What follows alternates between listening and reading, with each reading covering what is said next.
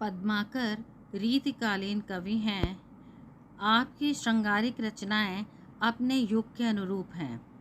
रीतिकालीन समय में श्रृंगार रस की प्रधानता थी। उस समय देश छोटे छोटे भागों में विभाजित था और सभी बड़े राजा भोग विलास में लीन थे। पद्माकर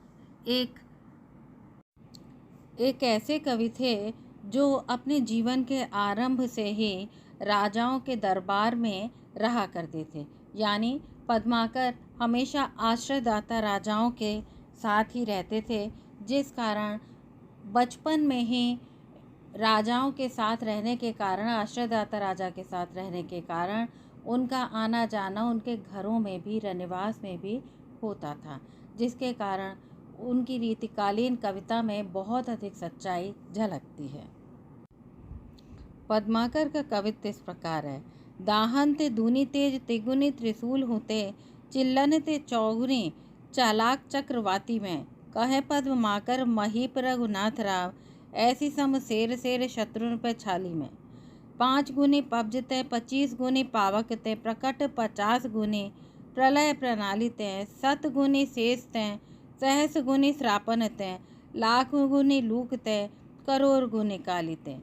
यहाँ पर पद्माकर ने राजा रघुनाथ राव की वीरता एवं उनकी तलवारबाजी के कौशल का वर्णन किया है। वो कहते हैं कि राजा रघुनाथ राव की तलवार दाहन ते दूनी तेज तिगुनी त्रिशूल होते, सूर्य के समान प्रलयंकारी है, जो अपने सामने आने वाले को दुगनी गति से, दाहन ते दुगनी, दाहन माने भस्म करना, दुगनी गति से भस्म कर देती है। चिल्लन ते तेज तिगुनी त्रिशूल होते, और यह तलवार संहार के देवता शिव के त्रिशूल से 3 गुना तेज है। अथवा दूसरे शब्दों में कहा जा सकता है कि यह त्रिशूलधारी शिव को मुंडमाला चढ़ाकर रिझाने वाली है। चिल्लन ते चौगनी चालाक चक्रवाती में, जब युद्ध क्षेत्र में राजा तलवार चलाते हैं तो चारों ओर 4 गुना तेजी से घायलों की चीख पुकार गूंजने लगती है, चिल्ल पुकार गूंजने लगती है। साथ ही यह जो तलवार है चक्रवाती में, चक्रवात के समान गोल गोल बवंडर के रूप में घूमती हुई दुश्मनों का संहार करती है। कहें पद्माकर महीप रघुनाथ राव, पद्माकर कवि कहते हैं कि यह राजा रघुनाथ राव की तलवार शत्रुओं का संहार करती ही जाती है, ऐसी समशेर शेर शत्रुन पे छाली है।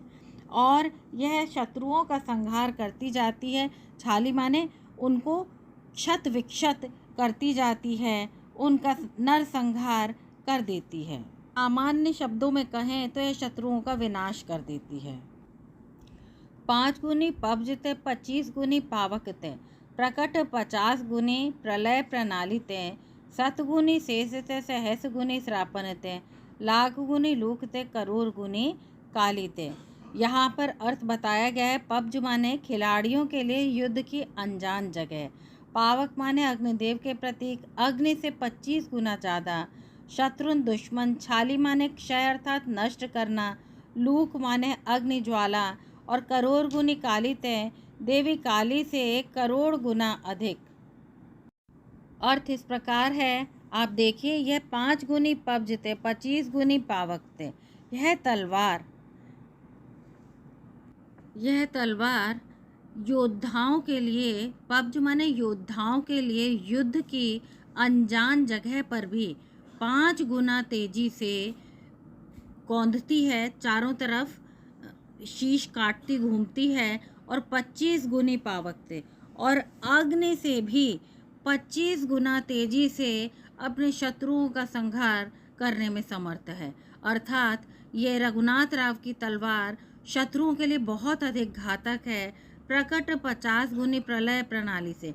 और यह जो है तलवार, ये 50 गुना अधिक तीव्र गति से प्रलय को लाने वाली 50 गुना अधिक तीव्रता से शत्रुओं का संहार करती है, जिससे कि युद्ध क्षेत्र में ऐसा लगता है मानो चारों ओर प्रलय ही आ गई है। सतगुनी शेषते और शेषनाग से भी सैकड़ों गुना घातक तेज है यह। सहस्रगुनी श्रापनते और सैकड़ों गुना ये नागों से भी घातक है, जो कि उनको काट करके उनके गले में लिपट करके अपने शत्रुओं का संहार कर देती है। लाख गुनी लूकते करोड़ गुनी कालीते। यह तलवार शत्रुओं के गले में नाग की तरह लिपटकर क्षण मात्र में उनके प्राणों को हर लेती है और साथ ही सहस्त्र गुना दुश्मनों को नष्ट करने में समर्थ है। राजा रघुनाथ राव की तलवार कालिका के समक्ष काल को करोड़ों मस्तकों का कलेवा देती है। कहा जा सकता है कि राजा रघुनाथ राव की तलवार अपने समस्त शत्रुओं का नाश पल भर में करने में समर्थ है। इसके पश्चात यहाँ पर दिया गया है भावार्थ और प्रसंग संदर्भ सभी कुछ दिया गया है, जो कि आपको इन स्लाइड्स में प्राप्त हो रहा है। जब हम पद्माकर की बात करते हैं तो हम उनकी विशेषता को भी ध्यान में रखते हैं। दरबारी कवि थे, रीति सिद्ध काव्यधारा के प्रतिनिधि कवि हैं। पद्माकर की भाषा शुद्ध तथा सरस है। कला पक्ष की दृष्टि से आपका साहित्य उत्कृष्ट है। आपके साहित्य में विविध अलंकार प्राप्त होते हैं। पद्माकर को भक्ति, श्रृंगार और वीर रस तीनों में ही सहजता और प्रवीणता प्राप्त है। पद्माकर की एक और विशेषता है कि आप श्रृंगारिक रचनाएं अपने युग के अनुरूप करते हैं। रीतिकालीन समय में श्रृंगार रस की प्रधानता थी।